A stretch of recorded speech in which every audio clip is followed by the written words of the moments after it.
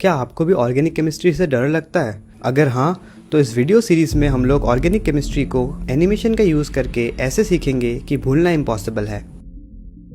तो चलिए हम लोग इंडक्टिव इफेक्ट से शुरू करते हैं। तो हमें पता है कोवैलेंट बॉन्ड्स मेनली दो तरीके के होते हैं। पहला है पोलर बॉन्ड, जिसमें इलेक्ट्रोनेगेटिविटी डिफरेंस होता है और इनमें डाइपोल एग्जिस्ट करता है। एक तरफ पार्शियल पॉजिटिव और एक तरफ पार्शियल नेगेटिव चार्ज रहता है। और दूसरा है नॉन पोलर कोवैलेंट बॉन्ड, जिनमें इलेक्ट्रोनेगेटिविटी डिफरेंस नहीं होता और यहाँ पे डाइपोल एग्जिस्ट नहीं करता। अगर हम एक नॉन पोलर बॉन्ड के सामने एक पोलर बॉन्ड को आके रख दे तो जो ये नॉन पोलर बॉन्ड्स के इलेक्ट्रॉन्स है वो पोलर बॉन्ड के इलेक्ट्रॉन्स को रिपेल करेगा एंड ऑक्सीजन के इलेक्ट्रॉन्स नॉन पोलर बॉन्ड के इलेक्ट्रॉन्स को रिपेल करेगा सेम मैग्नीट्यूड के साथ। और क्योंकि चार्जेस एक एटम के तरफ ज्यादा शिफ्ट हो जाएगा तो इनमें एक इंड्यूस्ड डाइपोल आ जाएगा, जिसके वजह से एक में पार्शियल पॉजिटिव और एक में पार्शियल नेगेटिव चार्ज आ जाएगा। ये चीज स्पेस के थ्रू हुआ और ये कूलम्बिक फोर्स के कारण हुआ। अब अगर यही चीज बॉन्ड के थ्रू हो तो चलिए हम पढ़ते हैं इंडक्टिव इफेक्ट, जहाँ पे पोलराइजेशन होगा through sigma bonds. Similar to the last case, अगर एक नॉन पोलर मॉलिक्यूल एक पोलर मॉलिक्यूल के साथ एक बॉन्ड के थ्रू जुड़ जाए तो वो नॉन पोलर बॉन्ड को पोलर बना सकता है। जैसे कि यहाँ पे दिख रहा है Cl